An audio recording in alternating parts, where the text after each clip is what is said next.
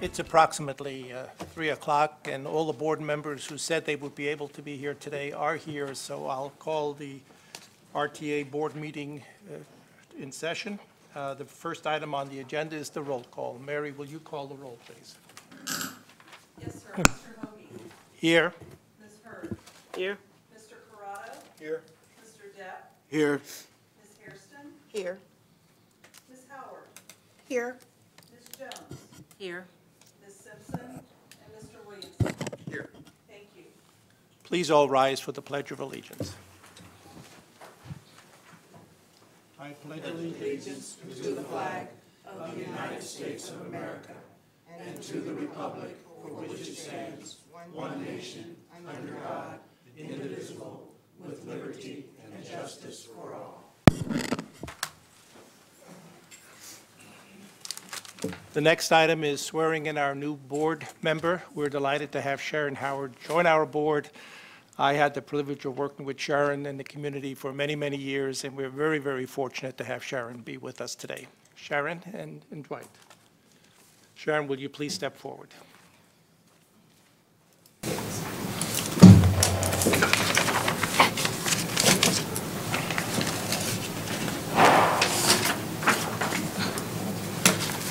Raise your right hand, please. Repeat after me.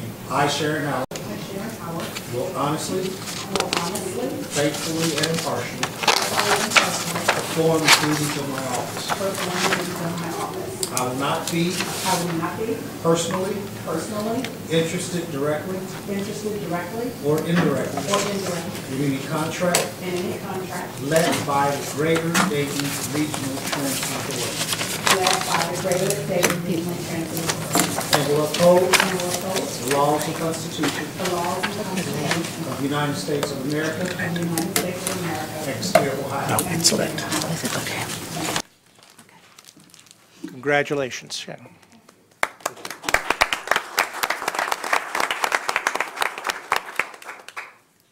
The minutes of the meeting of December 3rd, 2013 were presented for review to all members prior to today's meeting. Unless there's any board member who would request a reading of those minutes, I will ask, are there any corrections or additions to the minutes as presented? Having heard no request for the reading of the minutes, nor any correction or additions, the minutes stand approved as presented. There will be a slight deviation from the agenda, and I'd like to turn it over to Mark for certain recognitions. Thank you very much, Mr. President. Some time ago, the board adopted what are now RTA's core values. Since that time, we've been looking for ways to recognize people who exemplify the core values in the performance of their daily duties. And we have established a new awards program, and it's called Be the One. And today, we have the first few recipients of that on hand to receive their awards. So we'd like to present them, if that is okay. And who do we start with today? Let's start with Frank.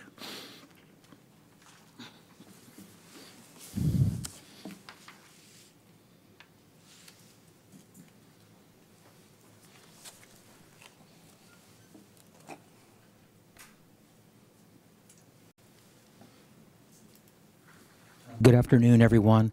I'm not the recipient of this award, but I'm really, I nominated this person. But I'm really proud of this person. As you know, we received a perfect score for our training review a few months ago from the Federal Transit Administration. As a matter of fact, we just received a blue ribbon certificate recognizing our efforts. And as all of you know, it is a very rigorous analysis the Federal Transit Administration does every 3 years, and we got a perfect score. And one individual I want to recognize, her name's Michelle Conley. Come on up, Michelle. I know you love the camera. As you all know, one of the issues that came forth was the Title VI category.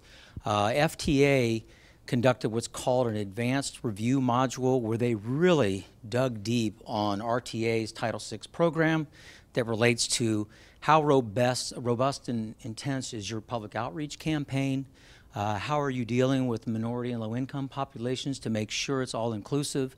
And they provided a very large document with a litany of questions that needed to be dealt with in a very short amount of time.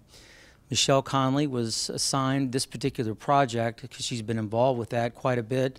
And I know many board members, you were involved in our Title VI board action items. So I just want to read this particular item here to recognize the performance of Michelle Conley. Dear Michelle, on Greater Dayton RTA leadership team recognizes your diligence, dedication, and exemplary work in preparing the enhanced review module documents for our training review. You were very instrumental in helping our agency achieve a perfect score for the year 2013 training review. On behalf of our entire leadership team, please accept this small token of our appreciation for a job well done. So thank you.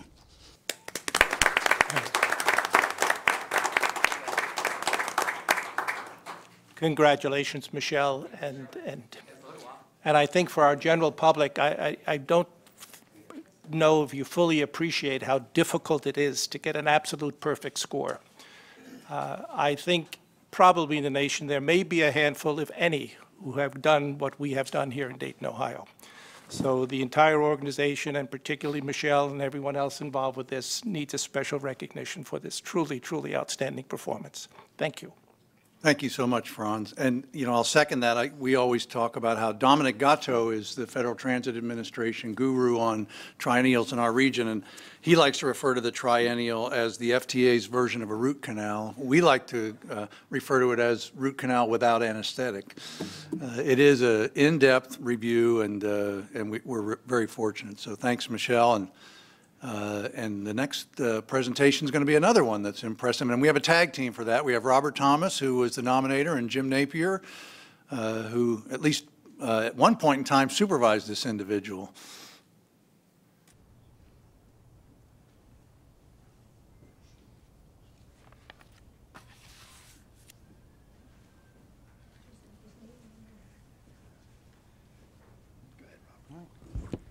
Well, we want to recognize Herb Underwood for a great job.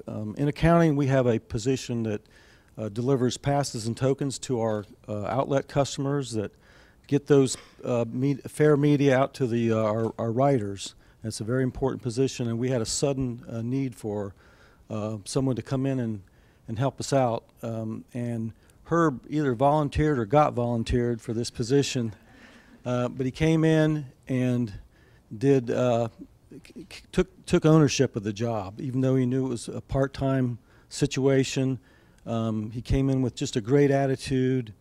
He was very diligent about customer service to our folks that are selling those passes for us, and also the controls that we require in accounting in dealing with the funds and the billing. And while he was doing this, he was also still helping out the transit ambassadors, where his normal job was. He was doing some weekend work and some evening work, and just doing an outstanding job. And he even trained our new person. You know, I think we trained him about 3 days on the job. He took off on the job, then trained our permanent replacement, and just did it with a great attitude, and we really appreciate what he did. And I'll just read the description here. Our Greater Dayton RTA leadership team recognizes your dedication and commitment to our success. During a period of internal transition, you demonstrated your flexibility by simultaneously performing core responsibilities for both the transit ambassador and pass token delivery clerk positions. Your personal contributions enabled us to meet our business needs in our finance and safety, security, and training solutions departments. And please accept this small token of gratitude for the spirit in which you have embraced our core values. Herb Underwood, would you come up and receive this award? Brookshire coming up here too.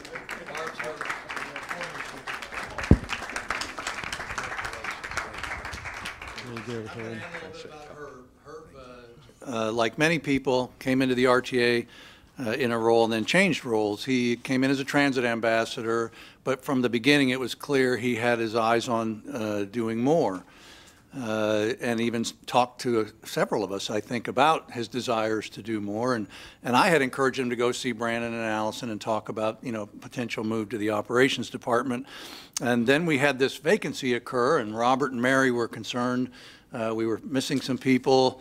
And I said, why don't you go talk to Barb and Jim about borrowing Herb Underwood? Because, you know, he's a good guy, does a great job down here. Well, the story gets even better because all this got wrapped up. Herb has since moved on. He's now a bus operator in Project Mobility. Effective this week, he graduated a few days ago from that program, and this is the next step. And who knows what the one after that will be, but we're really proud of Herb. He's made a name for himself early on, and he really exemplifies this whole Be the One category. So Herb, congratulations.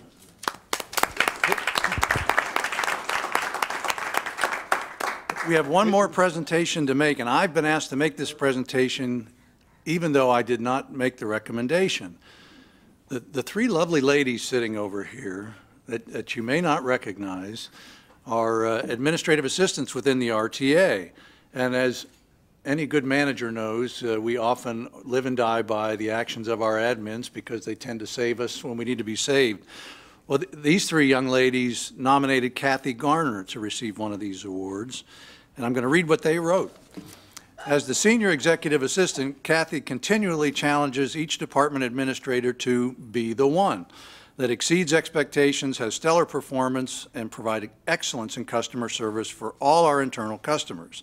For the administrative secretary team, this challenge means all directors have access to administrative support across all functions and departments. The powerful motto, be the one, was actually coined by Kathy Garner not as a catchy buzz phrase, but as a performance standard by which each administrative secretary is personally held accountable to the department administrative secretary team and all our internal customers. And obviously, we've kind of taken off on that and extended it to the entire organization. Kathy's Be the One attitude sets the tone for her peers and coworkers throughout the agency. In every task she performs, whether for the board or for me or the Employee Benefit Committee or the Administrative Secretary team, Kathy is the one who consistently goes beyond her daily responsibilities to deliver friendly, quality customer service. Her leadership skills are evident in how she influences others to live our core values. And I think everyone who has had an experience with Kathy would say, it absolutely is Kathy Garner. So if I could get the admins to join me down here, and we'll present this to Kathy.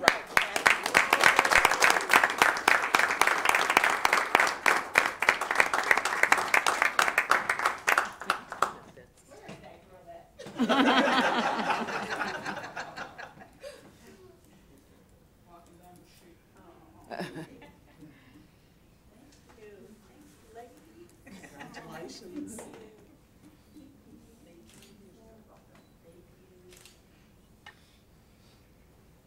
Thank you. Get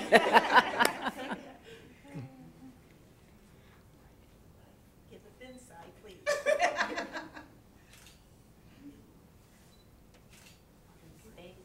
Having worked with Kathy in the last 4 years that I've been on the board, I can certainly say ditto to all the things that were mentioned by Mark. And Herb, I didn't have the honor of working with you, but thank you so much for representing the RTA in such an outstanding manner. Congratulations to all of you. Good. Now get back to work. Just kidding. Just kidding. You're welcome to stay. Mark, is there anything else? That was it. Thank you, Franz. Fine. We now go to the committee reports, and the first one is the Finance Planning Committee. Sharon Hairston. Okay, thank you. I want to make a comment about the last award, but I'm going to bite my tongue and not make Mark look bad. The Finance and Personnel and Planning Committees met on December 17th with the Finance Personnel Committee recommending 5 action items for approval by the Board of Trustees. Action item number 2, 2014 operating and capital budgets.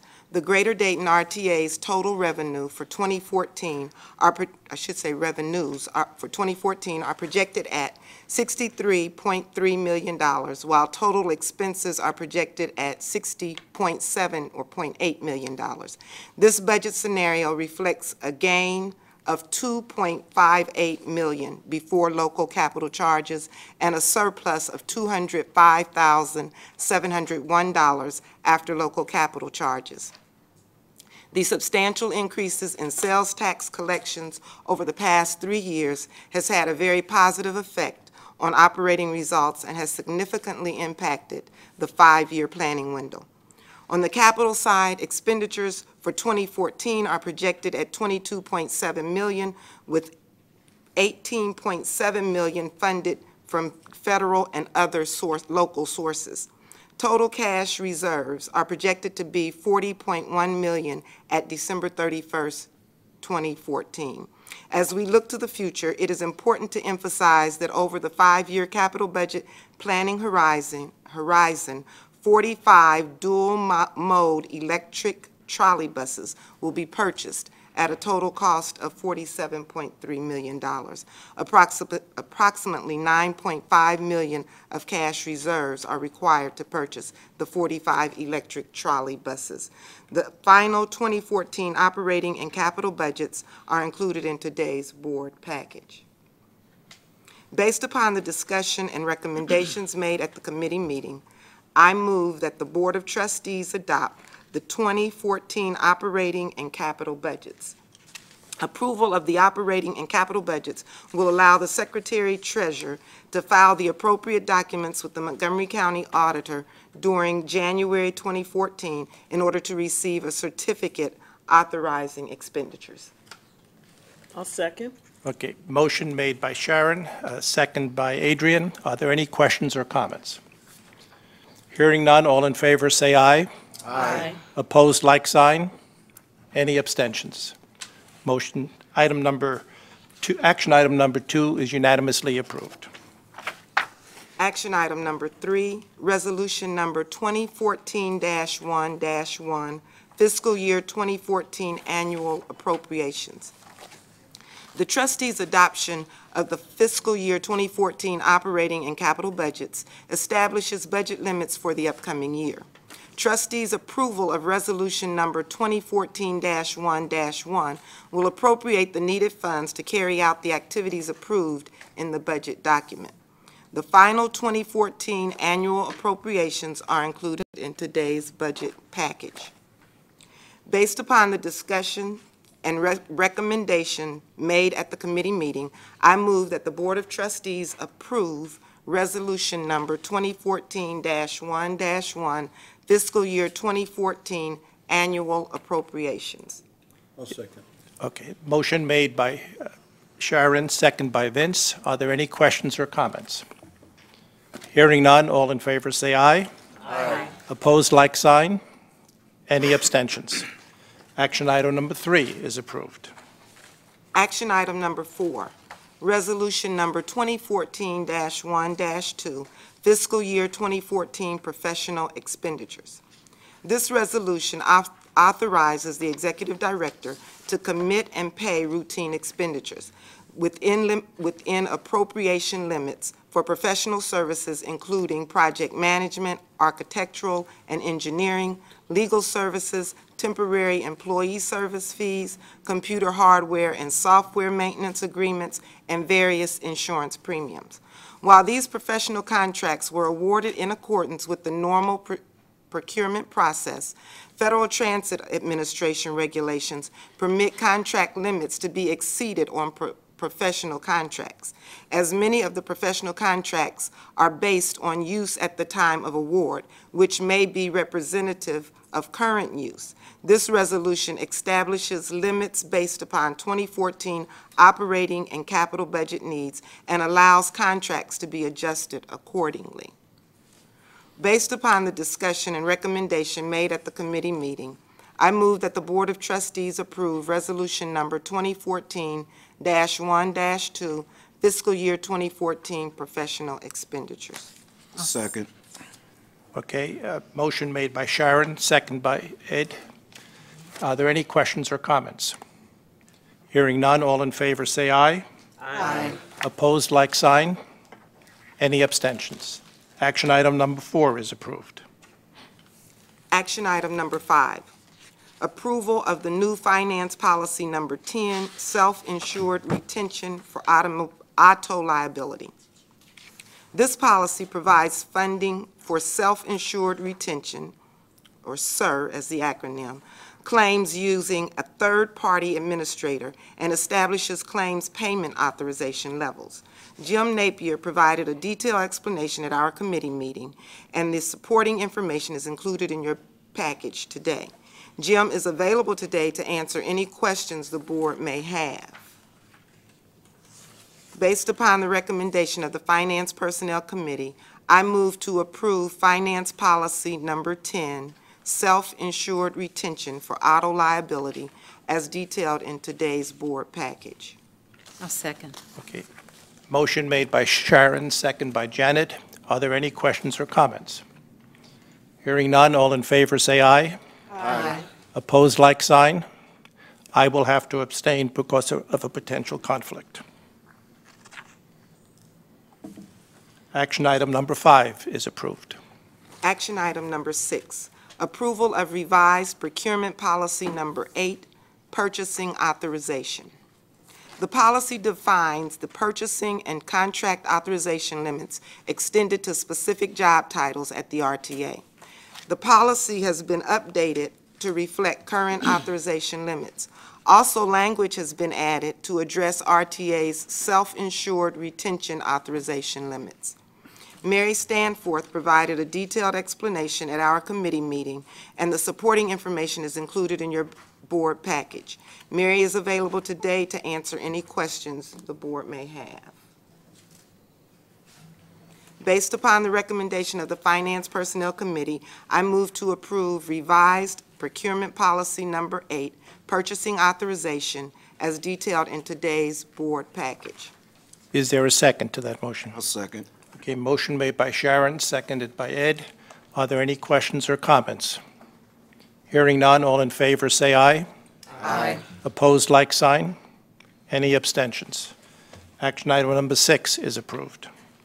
That concludes the action items for the Finance and Personnel Committee.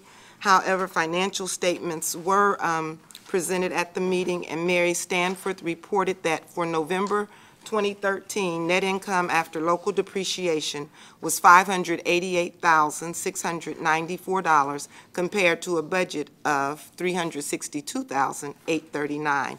Contract services, materials, and supplies expenditures were over budget during the month of November. November 2013 year-to-date net income after local depreciation was $3,276,613 compared to a year-to-date budget of $2,699,924.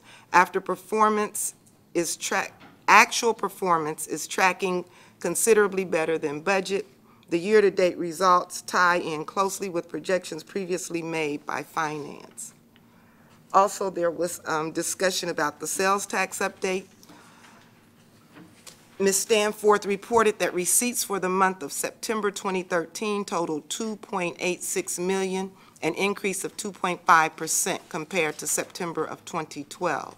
Year-to-date receipts after 9 months are up $896,369, or 3.6% as compared to last year. Sales tax trends continue to be very positive. And that concludes my report, Mr. Vice President. Thank you. Are there any questions of Sharon? If there are none, thank you very much. We now move on to the Planning Committee report. Janet. Thank you. As stated earlier, the Finance, Personnel, and Planning Committees met on December 17th. Although we don't have any action items, we do have a few important updates to bring forth. Beginning with Mr. Eckler reported that once again, the RTA was a keynote sponsor for the 27th Annual Planning and Zoning Conference at Sinclair College. This partnership with the Miami Valley chapter of the Ohio Planning Conference brings together planners, community administrators, and developers to discuss topics ranging from smart growth development to zoning laws. And despite the difficult weather, there were 260 individuals who attended this event. Mr. Eckler also reported that RTA staff was putting together the 2013 year-end update to the strategic plan. This update will be provided to the RTA board at the committee meeting in the very near future. He also reported that the RTA was once again a participating sponsor in the annual Senior Holiday Luncheon held at the Dayton Convention Center.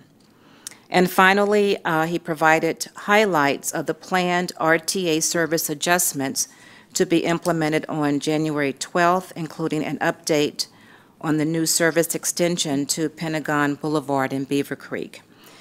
In the area of marketing, Ms. Pritchard provided an update of the activities of the Customer Advocacy Group, as well as highlights of the ODOT Consumer Outreach Survey that was recently completed.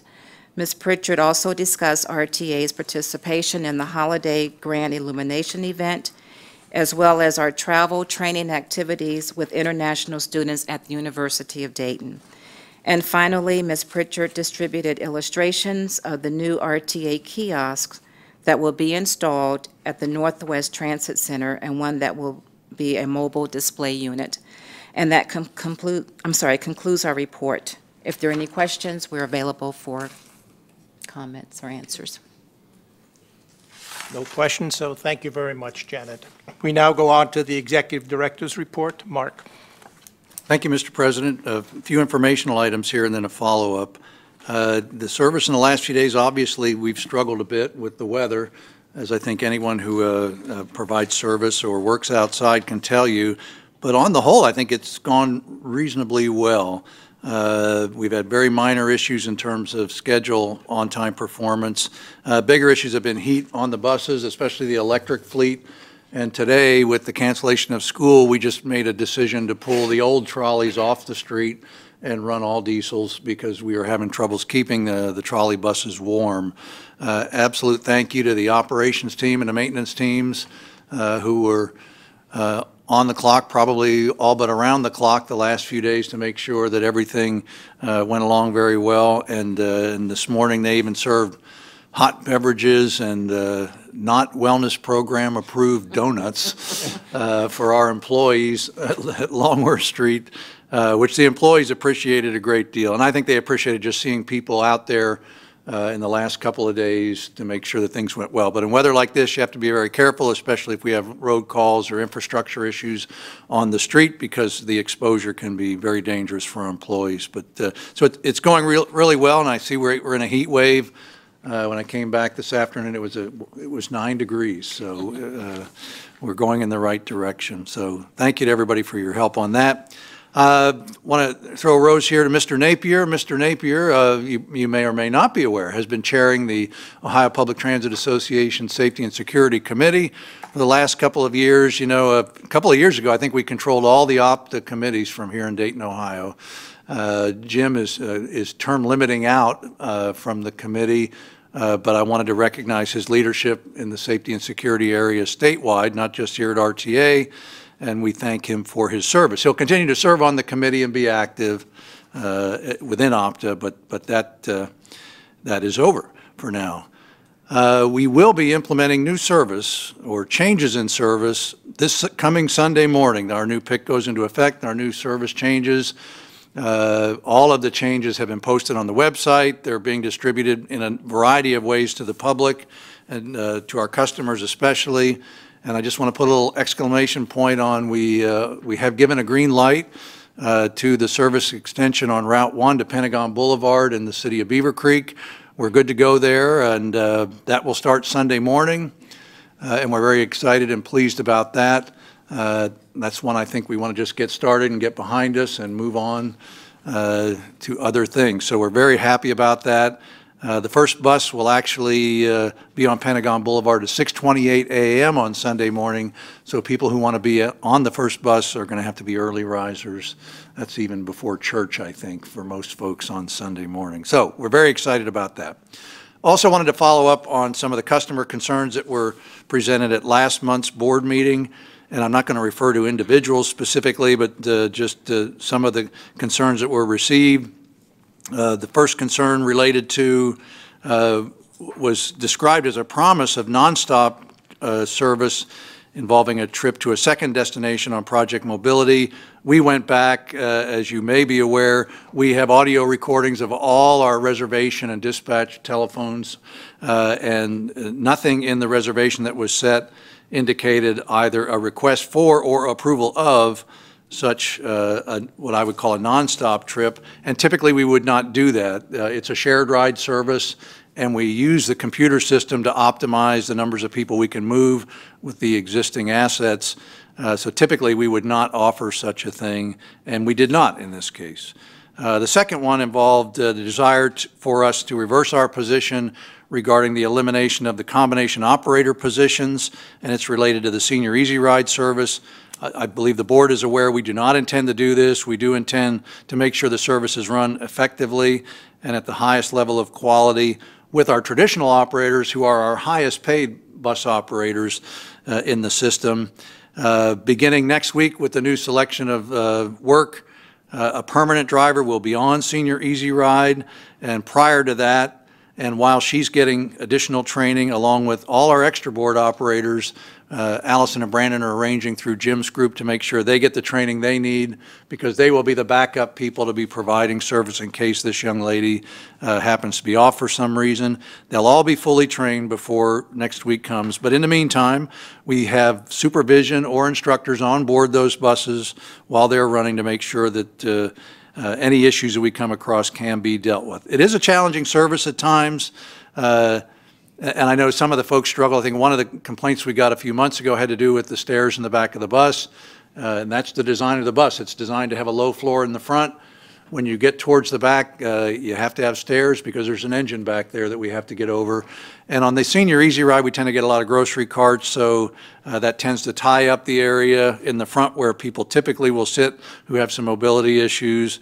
So that can be a challenge, but you know, my commitment is that it will be as good, if not better, than it's ever been in the future. And I think things will settle down once Cynthia, the new operator, is on board, which will begin, I believe, early next week. There was also a concern about some of the route segments and routes that were eliminated back in 2007. You know, I provided for the board an entire listing of each one of the routes and what's happened there. That was something Frank developed for us. A great number of the areas of concern were covered by other routes when we did the 2007 and 2009 changes, and there are some that, no, have not been restored, and in one or two of the cases would not be our first recommendation for additional services at this time. But certainly that's something we'll consider, and I think if you go back to looking at our long-range plan, there's some ideas in there to enhance service that will be considered down the road. But at this time, we do not recommend any further changes other than what we have done, specifically on the job access runs, the new runs to the airport, Austin Landing for jobs, and also the extension in Beaver Creek. The third concern had to do with the quality of project mobility services, and I know that some of the concerns have to do with some of our employee concerns about efforts we've made to improve productivity in that service area. And I think if you look at our KPI data that we provide to the board each month, you'll see there's been significant improvement on-time performance for sure, and certainly in productivity in terms of the number of people we move on that service. Are there bumps in it? Yes. They are typically, Herb Underwood, who you met today, went to Project Mobility. That's typically a place where people go in entry level as bus drivers who may have a desire later on to go to the large bus. But we have from time to time had turnover. Our turnover rates are actually quite low right now. I think we just added a class. It's been a long time since we had a class, but we just had a class this past week that graduated and will be moving into service. I know a lot of the customers dislike the idea that it's a shared ride service, and that's exactly what it is. It's been billed as that from the beginning, and our goal is to make it as productive as we can. You know, I furnished through email to the board a week or two ago a couple of charts that I received. I'm serving on a statewide panel about transit needs in the state of Ohio, and one of the first sets of data that came out showed, you know, the productivity of systems all across Ohio for their big bus, fixed route systems, plus their dial-a-ride, or what we would call Project Mobility. We were second only to Cleveland in the state of Ohio in the productivity of our fixed route services in terms of passengers per hour. But if you looked at that graph, we were way down in the bottom third in our productivity on our paratransit system. So, we intend to continue to make the improvements we can make, but at the same time, we have challenged Allison and Brandon to make sure that on-time performance and customer service issues remain of the highest concern, and they truly are. Next item had to do with Brookview Place. It's a place we do a lot of business on the Senior Easy Ride, and perhaps a little less business on the regular service stops out on Main Street. The request had to do with bus shelters on Main Street, and then at Good Samaritan North. We do have a bus shelter at Good Sam North on the northbound side of the street. We have pretty moderate amenities on the southbound side. I think we just have a bench and a pad at that location, which could be improved. On Main Street at Brookview, we looked at our numbers, and we have service standards that we use to determine whether a shelter should go at a certain location. It's based on use of the stop. That one really doesn't reach the level of the service standard that would call for shelters at that location, and it could well be because a lot of people use Senior Easy Ride, which pulls into the lot right to the front door of Brookview Place. At the same time, Frank is going to talk to both the jurisdictions about possible community grant applications for shelters in both those locations, at southbound at Good Sam North and at Main Street over there by Brookview. So we will reach out to the jurisdictions to see if that's an interest they may have. The final item we had to do with the complaint of an operator failing to properly secure a wheelchair. I talked to the individual at the end of the meeting, and she could not recall the exact details or the date of the event, even though it apparently had been a couple months before that. So I absolutely encouraged her in the future to take the time to call one of us right away, or whatever method she would prefer to use in our complaint process, to let us know immediately for a couple of reasons. And I wanted to go through that, if you don't mind, to talk a little bit about our complaint process. Contrary to a lot of folks' belief, we want to hear when customers have concerns.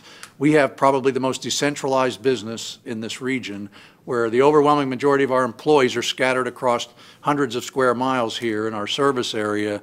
So there are not enough of us to watch all 400 bus drivers all day long in everything they do. So sometimes the only way we can get a concern that may be valid is directly from the customer. You do know we also do secret shopping on our employees, something we implemented, I think, about 5 years ago. And we pick up a lot there. We also pick up the good habits of our employees and are able to recognize them. So we actually want to hear from people. And about 3 years ago, we initiated something called the Customer Service Promise, and it had a number of components. And included in that was what we call right to the top. We give direct access to the public, to everyone on our management team, and we have targeted areas for customer concerns that you access through our website under right to the top. If you have a specific operations question, it's going to go right to Allison Ledford. If it's a maintenance issue, it's going to go right to John Sieber, and so on. A scheduling or planning issue would go directly to Frank. So we want to hear them. We want to hear them right away. There's another reason for that. All our buses are equipped with audio and video recording devices, and those things have a life cycle on them. At some point, the hard drives run out of space, and they start recording over the prior events. If we wait too long, and I think in the case of a color video, it's something on the order of 7 days, we start to lose video at that point. It recycles. The sooner we know about an event, we can capture the video and know exactly what did or did not happen on that bus, and it helps us a great deal. So we want to do that. So our encouragement is to reach out to us. If you have a customer concern, don't wait for any other event or a special time or a special meeting. Call us immediately. Some of the people here today I know have my personal direct dial phone number. I know Mrs. Smothers does and uses it regularly. But there are a lot of options on how you do that. And for some people, it's the phone. It's 425-8300, and you select option 3. And we have assigned a supervisor. We've actually added a supervisor position in our call center to focus on customer service issues. There are a number of ways through email. We like people to use it through our website, because if you want to give us a concern by email, there's a very simple program in there under customer support on our website at iRideRTA.org. And what it does is help us identify quickly the bus, the driver, the time of day, things like that. So if you want to use that, you just go to i-riderta.org and click on customer support. You'll see that right there. The other way you can do it is in person. Many people I see Barb's left the room, but Barb Brookshire takes complaints downstairs here. The operations supervisor on duty here on the weekdays does the same thing, or at lineups on weekdays and weekends. I take them personally. I've taken many right downstairs here, or Vicki at our front desk here during office hours, and also at the Northwest Transit Center, where we always have a supervisor on duty out there, is another place you can walk up and give us a customer concern. So we are open, we want to and will respond, and my message to our customers is call us right away, don't wait. Call or click, write us, whatever it is, get to us as soon as you can when you have a concern, and we'll do our best to address it. And in most cases, my hope is we'll find that the answer is somewhere in the middle of the road, but when we're wrong, we're willing to own up to that, and we will make it better. So that is my report, Mr. President. Mark, thank you very much. And Mark, thank you for, and your people for so expeditiously following up on those complaints and informing the board of how those complaints were dealt with. I encourage you, if we do have future complaints, that you continue this process of keeping the board informed of specifics of how they were dealt with. I might want to add to that, Franz, that one other thing we've added, thanks to the board approving it in our capital budget about a year or so ago, we actually have a program now where in the past it was kind of hit and miss how customer concerns got tracked. And now we actually have a software program that all of us directors have access to. I can go on my computer at any time of day and see, what are today's complaints, what are last week's complaints. Have the complaints been addressed? We have goals we set for supervisors to make sure there's customer contact, within a reasonable amount of time, and then the follow-up. And we also do something through the call center where we select a percentage of the complaints at random that have been resolved a month or so ago, and we call the person back and just say, how have things been since then? So we're really trying to make a difference. And I would argue 7, 8 years ago, it was probably a fair assessment that we did a not so good job at following through on customer concerns. I think we're getting better at it. And in a business like ours, the weather is a good example. There will always be challenges when we have incidents like weather or traffic, but how we react to them, I guess, is the key. Thank you, Mark. Let me also, to sort of balance it out, while we do get concerns, customer concerns, you also get many, many accolades of how well your people perform, and maybe periodically you can keep us abreast of some of those too. Not that it gives the impression that all we do get is complaints, because we do, and it is an objective of the RTA to get compliments. It's a strategic plan goal for us to increase the level of customer compliments, and we had a significant increase in the last year, so that's a good sign that it's trending in the right way. With regard to the weather, I also throw some roses to all of your people for operating the buses so effectively and efficiently during these most difficult times. If anybody was out in the last 2 days, one can realize the difficulties of keeping it going. And given the quality of the roads, I'm amazed of how clean the buses look even at this time under these adverse circumstances. So to all of you who are involved in making everything happen, my congratulations and thanks on behalf of the board. To Jim, let me thank you for representing the RTA so effectively and wonderfully at the state level. Thank you so much. And just as information, as I came in today, you might have heard it, the agency responsible for the electric grid for multinations has issued a warning, and they're in a very precarious situation, and they requested that we all shut off our appliances between 3 and 6 o'clock, and because of a multitude of reasons, not only because of weather, because of lack of fuel, because of repair issues, that we're in a very dangerous situation between now and 6 o'clock. So the fact that you're not running the electric buses and running diesels helps that particular situation. Thanks again for Mark. Are there any questions of Mark or any comments to Mark regarding what he stated? Okay, thank you. Is there? Well, you'll have a chance to get when we get to the public comments. Any old business? Any new business? Okay, we now get to the public comment stage of it. The first one I have here is Sandra Smothers. And Sandra, I believe you prefer doing it from your seat, so we'll bring you the microphone. And again, I know you've done this in the past, but I think for the interest of everyone, it's important that we repeat the rules. that when you get the microphone, state your name and address. After that is completed, you will have 3 minutes to say whatever you want to say. At the end of 2.5 minutes, the lighting over here will turn yellow, giving you an indication that you have a half a minute left to finish your complaint. Okay. Thank you very much, please. My name is Sandra May Smothers. I'm a citizen of Montgomery County. Excuse me, I don't know if the microphone is on, or is it? It seems off. You maybe have to hold it up a little closer to yourself. My name is Sandra May Smothers. I'm a citizen of Montgomery County. I've been here all my life. Mr. Donahue. Topic. I won't say thank you for what you did to our senior Easy Rider, but it might get a little better. I'm gonna put it like that.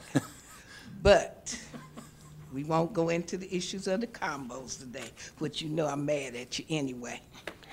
But we won't get into that today. But what we are going to get into is why is these people up at the Biltmore, that's a senior housing, and you know I speak up for my seniors. Why is they not have a bus stop up there in front other than 65? They shouldn't have to walk way down here to this hub. And you know that is not right. Well, they do not have to walk down here. Yes, they do, to get a bus to go that way. Going this way, they can walk up to Monument. Actually, Biltmore's within a block of southbound stops on Monument Street. Yeah, but they still, you got older people down there in wheelchairs. And I got another question for you. Well, just before you get off that, well, I don't want to use up your time, but I'll answer after that on. Why is, when a Project Mobility driver pull up within 10 minutes early, and especially if they're on dialysis, and that driver can't move the bus because he's got to wait on that on-time performance time that you got him on, and that person needs to go home, why is it not they can't get on their bus and go home? Or if they're doing tests at the doctor's and you're sick and then you want to go home, you don't want to sit there on the bus till time for it to leave. Why is that? I'll wait till you're done. I don't want to use up, is that it? Yeah. Okay, well, let me go back to Main Street real quickly.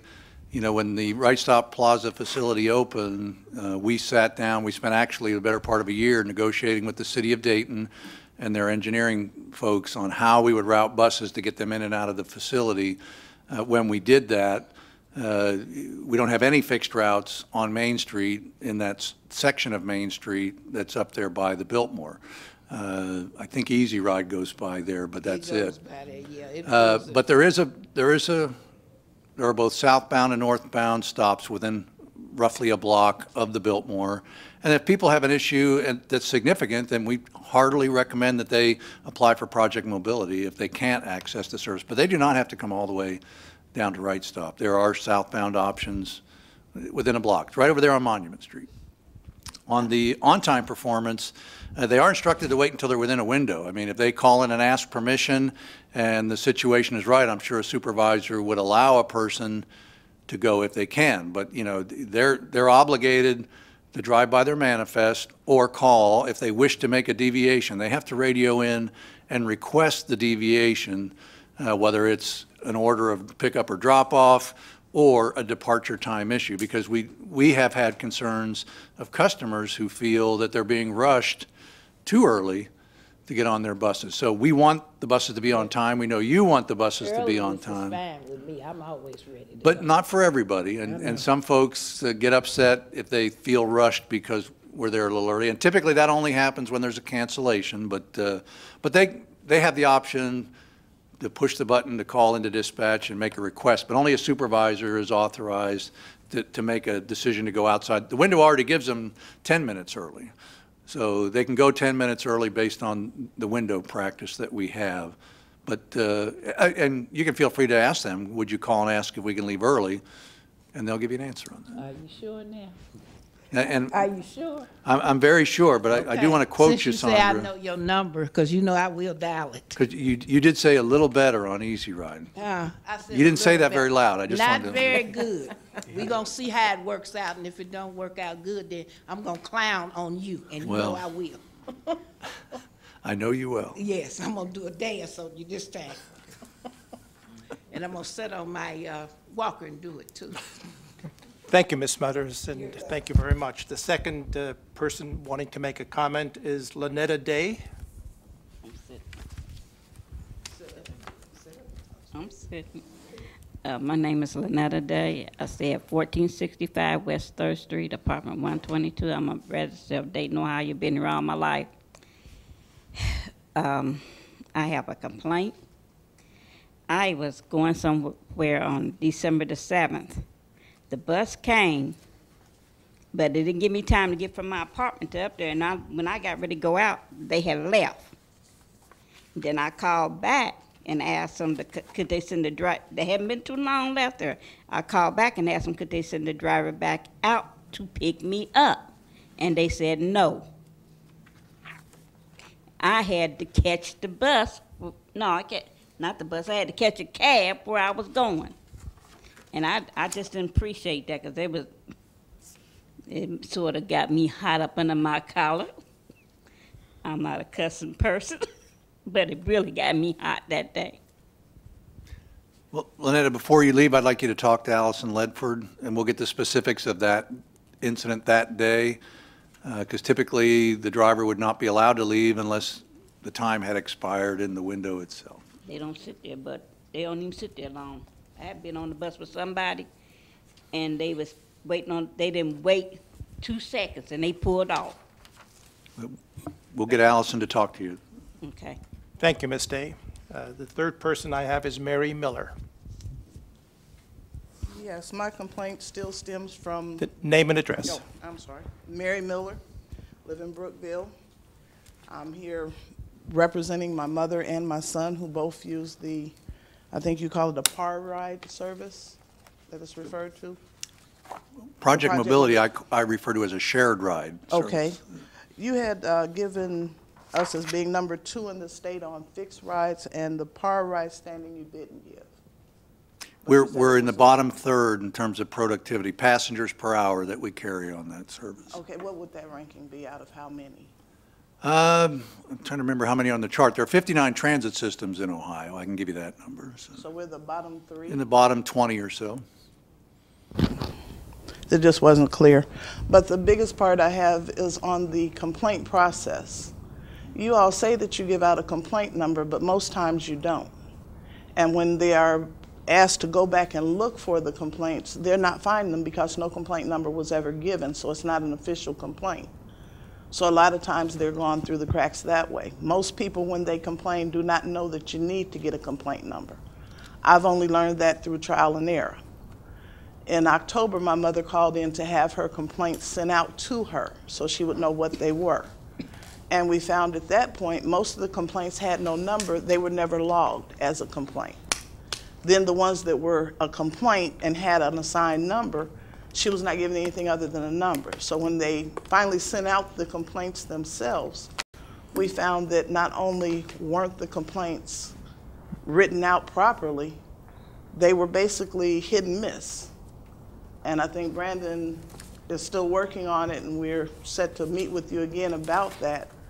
But this is something that if no one knows what the complaint process is, there's not a flyer on a bus, there's not a commercial, there's not a poster, there's nothing about how to complain, then 9 times out of 10 you're going to fall through the cracks and you're at the mercy of whoever takes the complaint.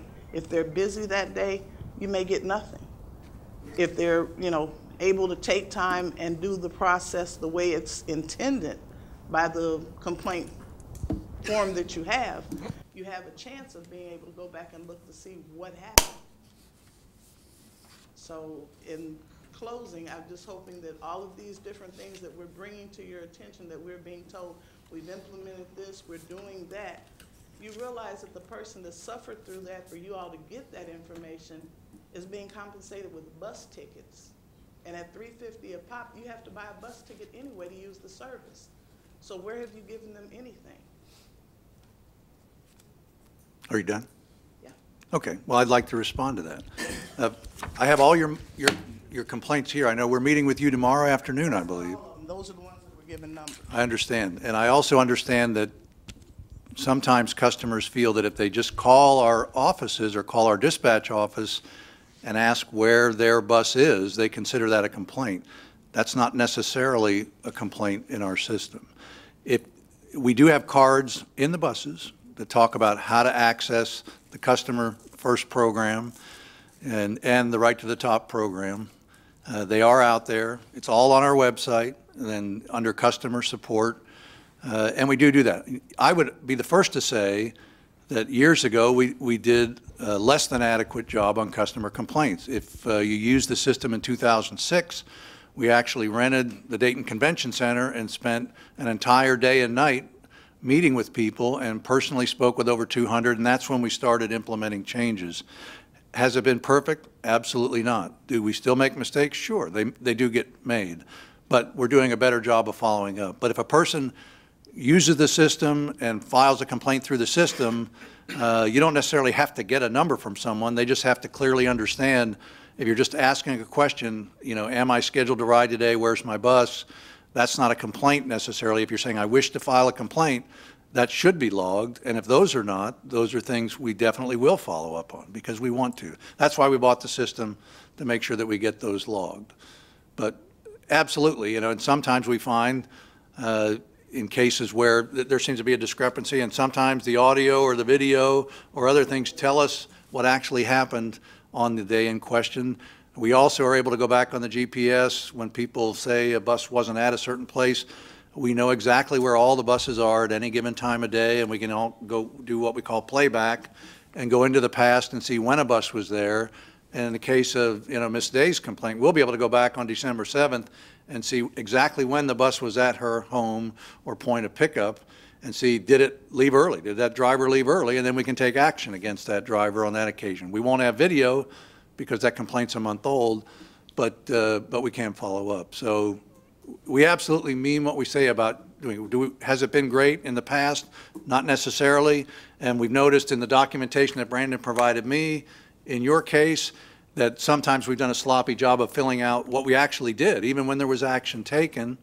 And I know there have even been concerns in the case of your mother, where one of our supervisors called your mother on Christmas Eve in the afternoon because he was trying to meet our deadline to be responsive to the complaint that was made by your mother. So we are working to do that, and I'm hoping tomorrow that if there are other issues that we can iron out with you, we're happy to do that so that we make sure the service operates as good as it can.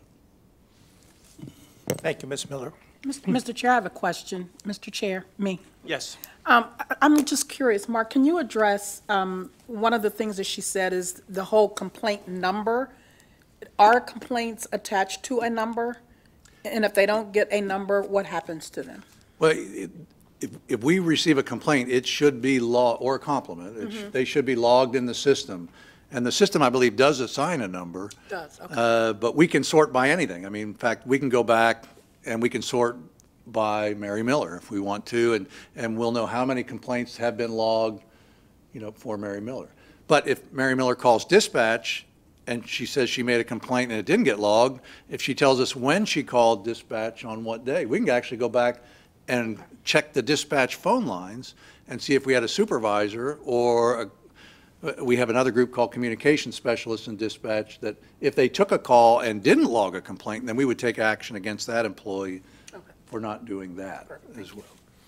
And that's one of the primary reasons that Allison and Brandon came to me 6-8 months ago, I guess, and asked to establish a supervisor role on the call center side to simply focus on the complaint process and the logging and the follow-ups so that we could do a better job on that. And one thing I want to mention about, just since we've done that, that individual started going back and evaluating employees and see, do we have people who get repetitive complaints, especially if they're a certain issue.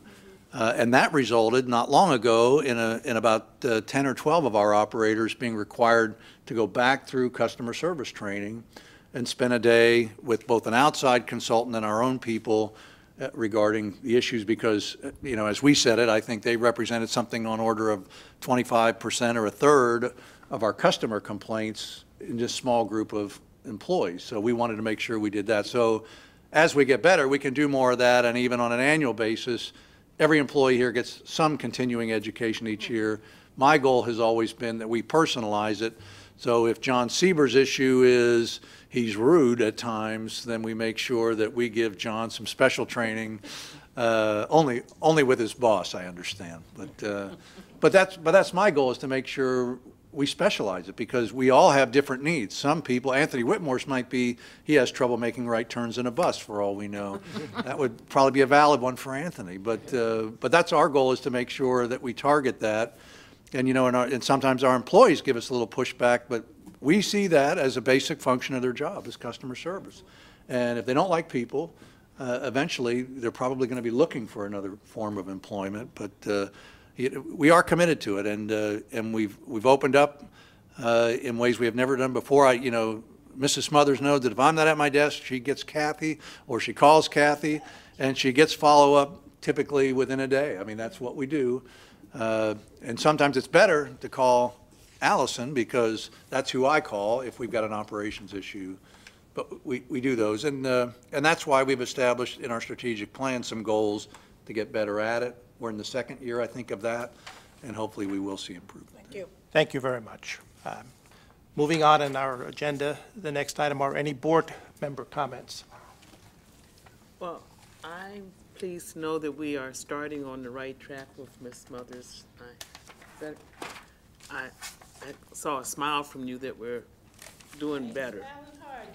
Yeah, so I'm pleased to know that we are doing better in some areas. We're making progress. So thank you. And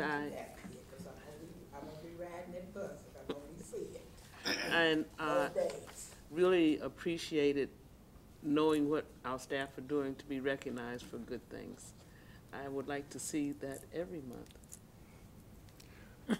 Well, I know Gene would like to see that as well. Gene's kind of honchoing our Be the One program, and like every organization, we've kind of evolved through a number of programs. We had some Employee of the Month sorts of things, and everything seems to run its course. You need new and different things. This program, I think, evolved out of the idea that we want our entire workforce to be committed to these core values. And I'm going to say, let's say I'll be a stinker about it. I might use other words in other settings. But, I'm really committed that every single one of us, whether they're sweeping a floor or driving a bus or fixing a bus, or me, I think I should be tested as well. I think I should be secret shopped. I have no problems with any of that. And I think if we can get everybody on the same page, these young ladies will never be back here. They'll know that they can be confident that we want the same thing. So my hope is that's what we'll see. And absolutely, if we can arrange, sometimes it's difficult to get certain employees here at a certain time of day because they may be a third shift employee or they may be driving a bus. But we're happy to do that if the board would like to see that. Thank you, Mark. Then moving on to the next item, I would entertain a motion that we adjourn for executive session to discuss the evaluation of the executive director and compensation. I'll make that motion. So moved. Vince makes the motion. I need a second. Second. Second by Dave. Mary, will you take the roll call, please? Yes, sir. Mr. Hoagie? Yes. Ms. Hurd? Yes. Mr. Corrado? Yes. Mr. Depp? Yes. Ms. Kirsten? Yes. Ms. Howard? Yes. Ms. Jones? Yes. And Mr. Williamson? Yes. Thank you. Thank you. We will now go in executive session, and we will return at the end of that session.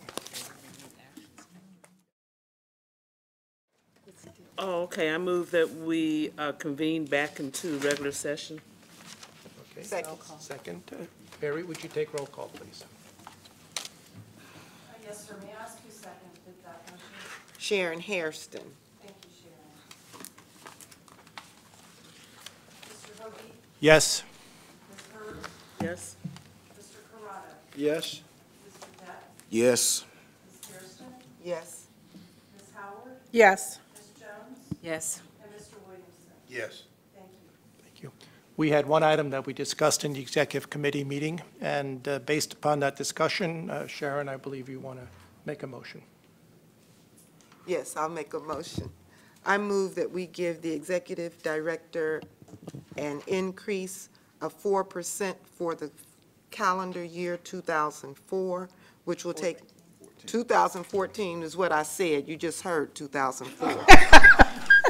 For 2014, which will take him from a current salary of $188,360 to $195,894. I'll second. Okay, that motion was made by Sharon and seconded by Adrian. Are there any questions or comments? I'd like to make a comment. We did an extensive review of Mark's performance.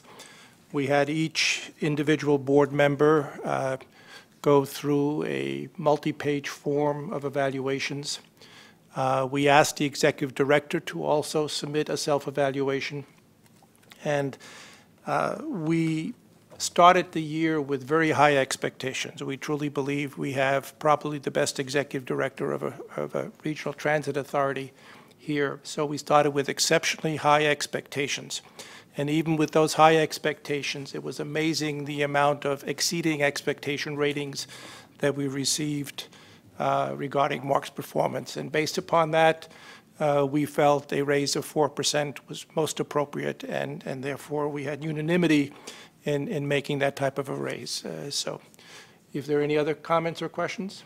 And that we did look at the grid. Yes, we did also. We did extensive research in terms of what other executive directors or presidents or CEOs are making at the level.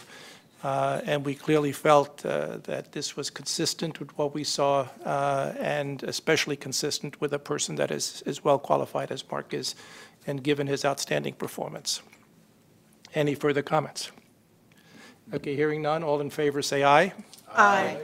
Opposed? Any abstentions? Motion carries.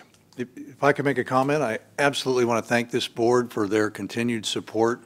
I think what we have here is a great partnership that starts with a great board, and it moves down through the ranks, and especially the team that supports me. They're the folks that make me look good when I look good. So and I'm happy that we continue to have your support, and we look forward to carrying that on into the future and on to the next big project that's ahead of us. So thank you so much. Absolutely appreciate the confidence. Thank you, Mark. Any other items to come before the board? If not, I'll entertain a motion that we adjourn. So moved. Is there a second? Second. Second. All in favor? Aye. Opposed? Motion carries. Thank you.